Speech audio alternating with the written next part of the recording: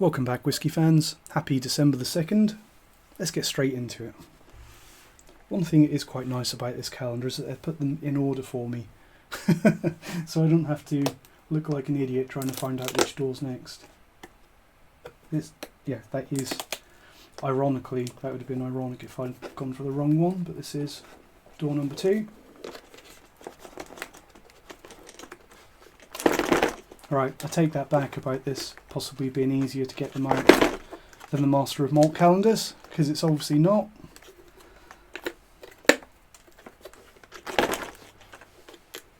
But spending all of December shaking a box on YouTube, it's half of the fun, isn't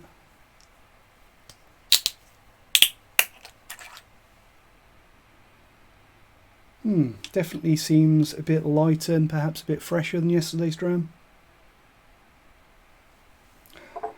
Clean glass.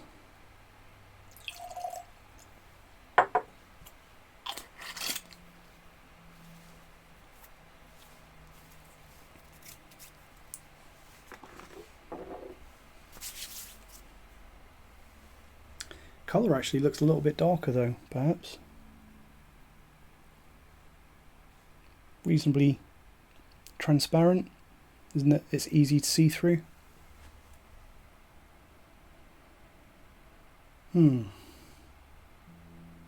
Apologies if you can hear a plane going over. I don't know what they're doing, but they've been going around and around up there for a while. It's not a lot I can do. Definitely a bit more fresher, a little bit more grassy on the nose. So less of those sort of sweet bourbon cask notes. Probably still not a sherried whiskey that I can tell on the nose, at least at this point. Probably refill bourbon. Fruity, grassy maltiness. Quite a bit more dry than the Glengoyne that we had yesterday. Dry, dusty grains. A little bit of fruitiness. A little bit of oranginess, but probably not as much of that sort of sweet fruity malt as we had from the Glengoyne.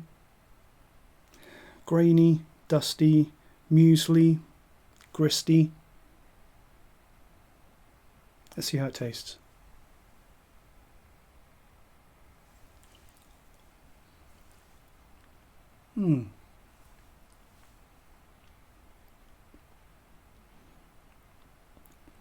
So I take that back. Not getting a huge amount of fruitiness on the nose. It's quite dry, grassy, but on the palate quite a lot more fruitiness. Apples, oranges, musty, fruity maltiness. So I think this one, compared to the Glengoyne that we had yesterday, I think that the Glengoyne yesterday was probably a bit better on the nose, but I think this is quite a lot better on the palate. As for the ABV on this one, again, probably 42-43% perhaps. There's definitely fruitiness there on the nose, but not as much sweetness as the Glengoyne. The Glengoyne was more caramelly and a rich, sweet, sugary sweetness, whereas this is definitely a lot more fresh.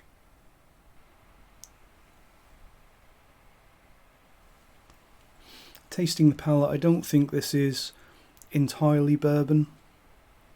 I think there is perhaps a little bit of sherry in this that I'm not really getting on the nose.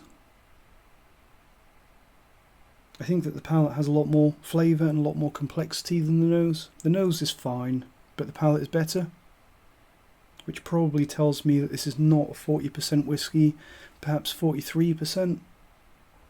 Is perhaps a little bit of a sour grapey note on the nose. And maybe a bit of sherry on the palate, although it's not a sherry bomb and it's not overpowering, but I think there is something there. Especially on the late palate, getting a slightly rubbery, slightly winey, green grape, slightly plasticky note. Very pleasant though, and I think that I'm probably going to put this one above the Glengoyne. Let's see what we've got. Tomatin. It's Tomatin 12-year-old, so that's not the entry-level product in the Tomatin portfolio, because they've got Tomatin Legacy, and I think they still do a 10-year-old. Not sure, might have been discontinued, don't know. So this is a 43% whiskey, and I think it's another nice one. So Tomatin is usually fairly affordable. They're quite a large distillery with quite a large output, despite the fact that we don't really see them that well represented. It's not really a whiskey that the malt enthusiasts shout about that much. They're just kind of happy producing components for blends, and their fairly nice little core range that they have. So yeah, Tomatin 12-year-old, another good one, and I think that's probably going to take, as I said, as I judged before I revealed what this was, I think that one's going to have to go slightly above the Glengoyne. So let me know what you think of this one, Tomatin 12-year-old, and what you think of Tomatin in general. To be honest, Tomatin's a distillery that I haven't had a lot of lately. I have got a bottle of Tomatin Legacy kicking around somewhere that I haven't opened yet. I bought it because it was really cheap quite a long time ago. But Tomatin is a distillery that I would like to get to know a little bit better.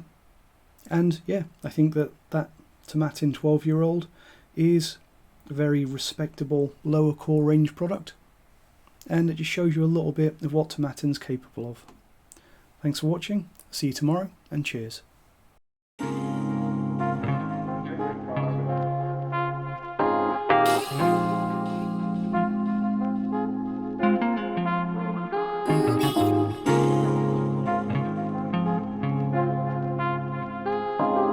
Oh,